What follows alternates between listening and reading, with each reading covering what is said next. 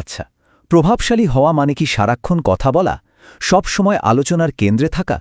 আমাদের মধ্যে অনেকেই কিন্তু এটাই ভাবি। কিন্তু কি হবে যদি বলি ব্যাপারটা ঠিক তার উল্টো?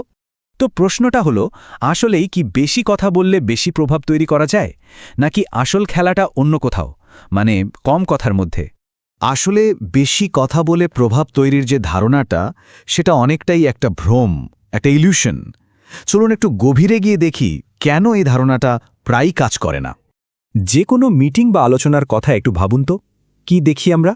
প্রায় দেখা যায় যিনি সবচেয়ে জোরে কথা বলছেন বা যিনি সবচেয়ে বেশি কথা বলছেন, মনে হয় যেন সব ক্ষমতা তারই হাতে। কিন্তু সত্যি বলতে কি, এটা প্রায় সময়ই একটা ভুল ধারণা। তাহলে আসল ব্যাপারটা কি? এর পেছনের মূল নীতিটা খুব সহজ, স্ক্যারসিটি বা দুষ্প্রাপ্যতা। দেখুন, যে কোনো জিনিস যখন পরিমাণে কম থাকে তখন সেটার মূল্য কিন্তু বেড়ে যায়, তাই না? আর মজার ব্যাপার হলো, এই একই নিয়মটা আমাদের কথার ক্ষেত্রেও খাটে। ব্যাপারটা এভাবে ভাবা যেতে পারে। ধরুন আমাদের কথাগুলো হলো টাকার মতো।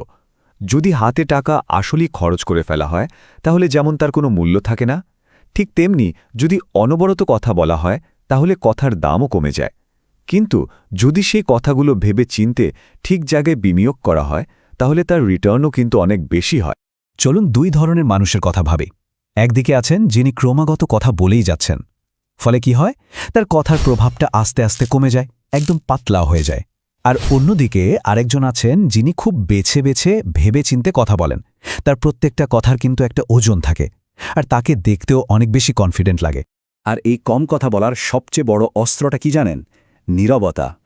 চলুন এবার দেখি এই নীরবতা কিভাবে একটা ক্ষমতার ধারণা তৈরি করে, কিভাবে এটা অন্যদের দৃষ্টিভঙ্গিটাই বদলে দেয়।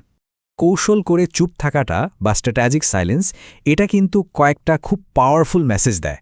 কি সেই মেসেজগুলো? চলুন এক এক করে দেখা যাক। প্রথমেই আসে প্রজ্ঞা বা উইজডম। দেখুন, যারা বলার থেকে শোনেন বেশি, তাদের কিন্তু আমরা সচরাচর বেশি চিন্তাশীল আর বুদ্ধিমান ভাবে। কারণটা সহজ, তারা কথা বলার আগে পুরো ব্যাপারটা বোঝার জন্য যথেষ্ট সময় নেন। দ্বিতীয়ত, আত্মবিশ্বাস বা কনফিডেন্স।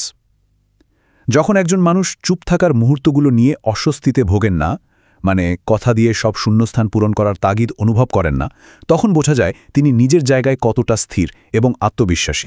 আর সবশেষে হল নিয়ন্ত্রণ বা কন্ট্রোল। যিনি নিজের কথাকে নিয়ন্ত্রণ করতে পারেন, তাকে দেখে মনে হয় যেন পুরো পরিস্থিতিটাই তার নিয়ন্ত্রণে আছে। তার এই সংযম কিন্তু অন্যদেরও প্রভাবিত করে। তো ব্যাপারটা শুধু অন্যরা কি ভাবছে তা নিয়েই নয়, এই নীরবতাকে কিন্তু একটা দারুণ কৌশল হিসেবেও ব্যবহার করা যায়। আচ্ছা, কিভাবে এটিকে কাজে লাগানো যেতে পারে? এখানে 3টা খুব সহজ কিন্তু দারুণ কার্যকরী কৌশলের কথা বলা যাক। 1 নম্বর, কথা বলার আগে শুনুন। পুরো তথ্যটা আগে নিন, ব্যাপারটা পুরোপুরি বুঝুন। 2 নম্বর, উত্তর দেওয়ার আগে একটু থামুন। এই ছোট্ট একটা পজ আপনার উত্তরকে অনেক বেশি ওজনদার করে তুলবে। আর 3 নম্বর, অন্যদেরকেই শূন্যস্থান পূরণ করতে দিন। বিশেষ করে দর কষাকষি বা কোনো কঠিন আলোচনার সময় আপনার চুপ থাকাটাই অন্য পক্ষকে আরও বেশি কথা বলতে বাধ্য করতে পারে। কিছু বাস্তব উদাহরণ দিলে ব্যাপারটা আরও পরিষ্কার হবে, তাই না? ধরুন একটা টিম মিটিং চলছে। সেখানে চুপচাপ সবার আইডিয়াগুলো শুনলে শেষে কিন্তু আপনিই পারেন সবগুলোকে মিলিয়ে একটা দারুণ সমাধান দিতে। আবার ধরুন কোনো নেগোসিয়েশন বা দর কষাকষি, সেখানে আপনার নীরবতা অন্য পক্ষের উপর একটা মনস্তাত্ত্বিক চাপ তৈরি করে। আর কঠিন কোনো আলোচনায় হুট করে কোনো প্রতিক্রিয়া না দিয়ে চুপ থাকাটা এটাই প্রমাণ করে যে আপনি কতটা ভেবেচিন্তে কথা বলেন। তাহলে পুরো আলোচনা থেকে আমরা কি বুঝলাম? সারমর্মটা হলো, কম কথা বলুন, প্রভাব বাড়ান। এটা শুধু একটা অভ্যাস বদলানোর ব্যাপার না, এটা আসলে পুরো মানসিকতার একটা পরিবর্তন।